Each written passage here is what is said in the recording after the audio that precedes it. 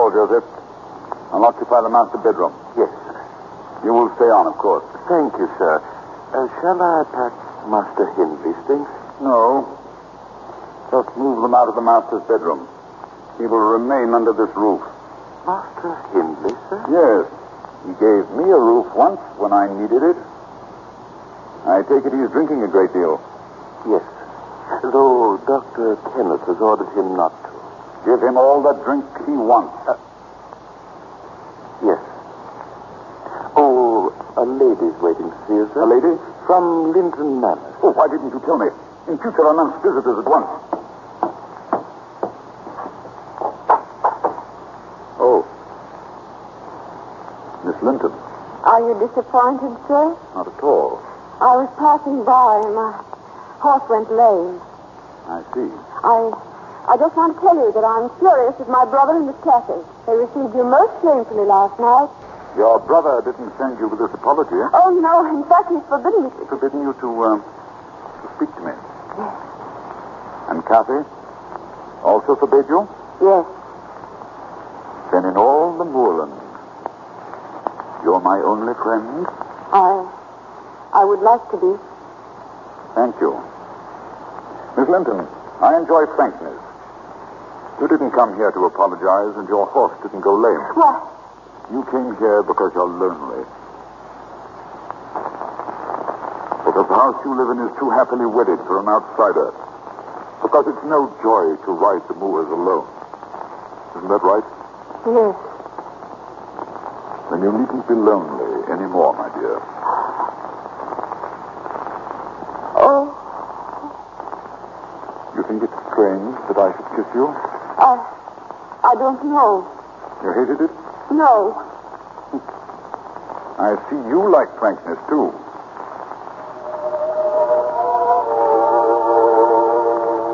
The same strange power that Heathcliff had held over Cathy, he seemed to hold over Isabella, too.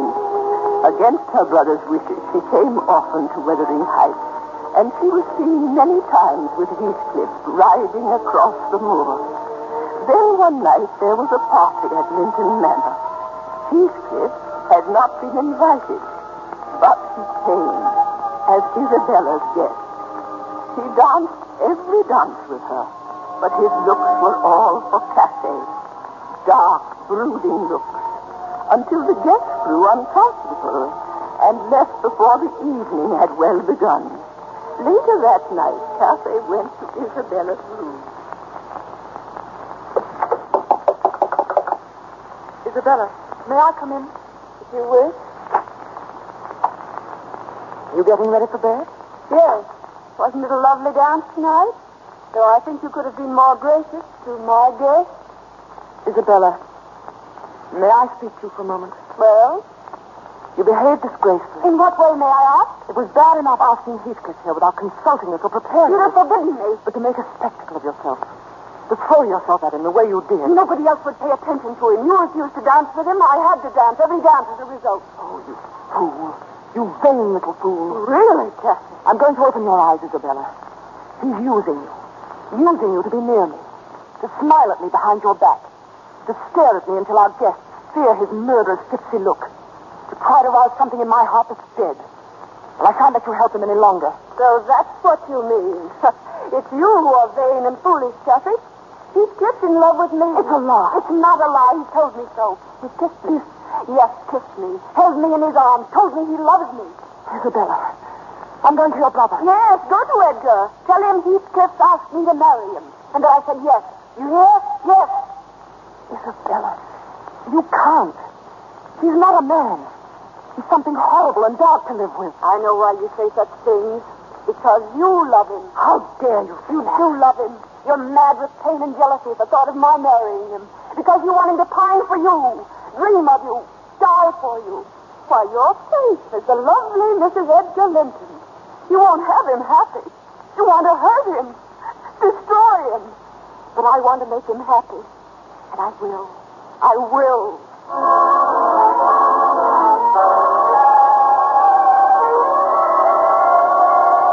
Sit down, Cathy. I won't say I'm not surprised to see you. Does Edgar know? I doubt if he'd approve. Heathcliff, Is it true? Is what true? Did you ask Isabella to marry you? Did you? Haha. Oh, Heathcliff, you mustn't do this villainous thing. She's never harmed you. No, but you have harmed me. Then punish me. That's what I intend to do. I don't understand. Every moment I hold her in my arms, when I kiss her, when I promise her life and happiness, you'll be punished. You'd marry her. To do that? Yes, to teach you the ways of pain and the hell I'm in. Heathcliff, this is worse than I thought. If there's anything human left in you, don't make me a partner to this crime. It's mad and stupid. If your heart were only stronger than your dull care for the world and its conventions, I'd live silent and content in your shadow, begging for an occasional word or thought as I used to. But no, you had to destroy me with that weakness you call virtue. You had to keep me tormented with that cruelty you think so pious. How have I been cruel? You wished to be known as the finest lady in the county. You wanted your luxury and your light. At the same time, you wanted to keep me, your despairing lover. Now that I'm returned, had you given me the smile of love, I might have been content. Well, now you needn't think of me as your despairing and foolish lover. You can think of me as Isabella's husband and be glad for my happiness, as I am glad for yours. In the crumbling house on Wuthering Heights 100 years ago, the candle burns low in the dreary guest room. There's no sound but the wind outside and the hushed voice of the old maidservant as she tells her story. It was then that Isabella Linton came into this house as a bride. Yes, Heathcliff married her out of revenge. The same revenge that made him keep Hindley here, a doddering, broken fool slowly drinking himself into the grave. Isabella learned the reason for her marriage to Heathcliff, but she was powerless to do anything. And then one day, Dr. Kenneth, an old friend, came to see her. He had come that morning from Linton Manor. I tell you, Isabella, go back where you belong, to Edgar's house. Edgar disowns me, Dr. Kenneth. I know, but he needs you now. Cathy's gravely ill. Really? Didn't you know? It's a matter of days now. Perhaps hours. She can't be dying. Fever. Inflammation of the lungs. This intense cold and something else. Something else? Yes. I'd call it the will to die. Cathy dies, I might begin to live. Isabella. Begin to live. In this house with Heathcliff, nothing can live. No, Henley. Nothing but hate. Goodbye. So you think you'll begin to live when Cathy dies? Well, you won't. Emily, what is it? This house, I can feel the hate within it like a crushing weight. Of course you can. And you. He hates you even more than he does me. Stop it. He loathes you. Every time you kiss him, his heart breaks with rage that it's not Cathy. Isabella, why don't you do what I've been too weak to do? Kill him. Don't talk to me. Get away. Kill him. Kill him while there's still time to save your immortal soul. Well, Hindley, remarkable. Heathcliff. Really, Hindley, the first coherent speech I've heard from you in weeks. Heathcliff, please don't. I tried to stop him. Thank you, my dear wife. Your loyalty is touching. Your curses will come home to feed on your own heart. Every agony you've given will return. Laugh now, Heathcliff. There's no laughter in hell. Heathcliff, why do you have him here? I can't breathe with him in this house. Existence would be so much less without my boyhood friend under my roof. Oh, Heathcliff, you poison yourself with paying him back what he gave you. Send him away, and love will come to this house. Kiss me, Heathcliff.